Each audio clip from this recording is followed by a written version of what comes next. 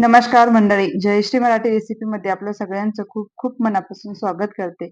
छान आता थोडी थोडी थंडी पडायला सुरुवात झाली आहे आणि थंडीमध्ये आपण मस्त गरमागरम जर सूप पिलं तर खूप छान वाटते आणि थोडी सर्दी जर असली तरी अगदी सर्दी मोकळी होते.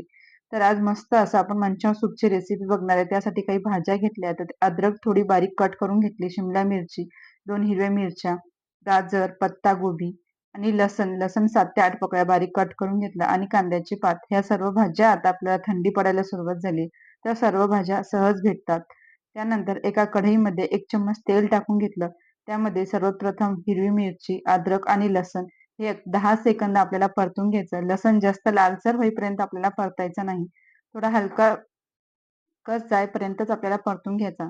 त्यानंतर सर्व भाज्या यामध्ये टाकून घ्यायच्या. पत्तागोबी, शिमला मिरची, गाजर हे सर्व साहित्य आपल्याला यामध्ये टाकून घ्यायचं आणि हे सुद्धा आपल्याला फक्त 1 मिनिट परतून घ्यायचं. जास्त परतण्याची आवश्यकता नाही. त्यानंतर चवीप्रमाणे मीठ टाकून घ्यायचं. परत एकदा छान मिक्स करून घ्यायचं आणि यामध्ये आपल्याला 2 ग्लास पाणी टाकायचं. 2 ग्लासचं आपल्याला 1 ग्लास पाणी करायचं आहे, त्यामुळे 2 ग्लास पाणी टाकून घ्यायचं. त्यानंतर आपल्याला छान सोया सॉस टाकून घ्यायचा 1 चमच. नंतर रेड चिली सॉस टाकायचा 1 चमच आणि हे सर्व छान परत एकदा मिक्स करून घ्यायचं. गॅसचा फ्लेम हाय ठेवायचा. त्यानंतर एका वाटीमध्ये आपल्याला 2 चम्मच पाणी घ्यायचं आणि 1 चम्मच कॉर्नफ्लॉवर टाकून घ्यायचं. कॉर्नफ्लॉवर अगदी छान असं मिक्स करून घ्यायचं. गाठी यामध्ये राहिल्या नाही पाहिजे, त्यामुळे पूर्ण छान मिक्स करून घ्यायचं थंड्या पाण्यामध्ये. आणि जे मिक्स केलेलं कॉर्नफ्लॉवर आहे आपल्याला हे सर्व यामध्ये टाकून घ्यायचं. परत एकदा मिक्स करून घ्यायचं.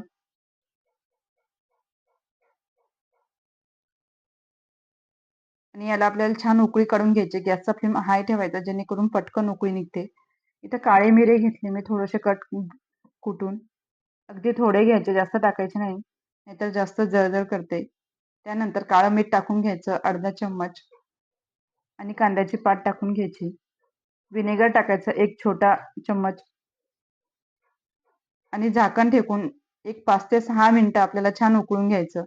एक 5 ते 6 मिनिटानंतर आपलं छान सूप तयार आहे. घट्टसर थोडंसं, जास्त घट्ट नाही, जास्त पातळ नाही, मध्यम असं आपल्याला सूप छान तयार आहे.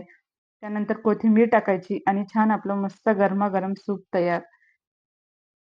आता भाज्या सहज आपल्याला मिळू शकतात, कारण मार्केटमध्ये छान अशा भाज्या आलेल्या आहेत आणि हिवाळ्यामध्ये छान भाज्या मिळतात. तर नक्कीच ही रेसिपी तुम्ही नक्की ट्राय करा. पूर्ण रेसिपी बघण्यासाठी खूप खूप धन्यवाद आणि चॅनलवर नवीन असाल तर पटकन चॅनलला लाईक, शेअर आणि सबस्क्राईब करून घ्या. अशाच हिवाळ्याच्या रेसिपी आपण आता बघणार आहेत.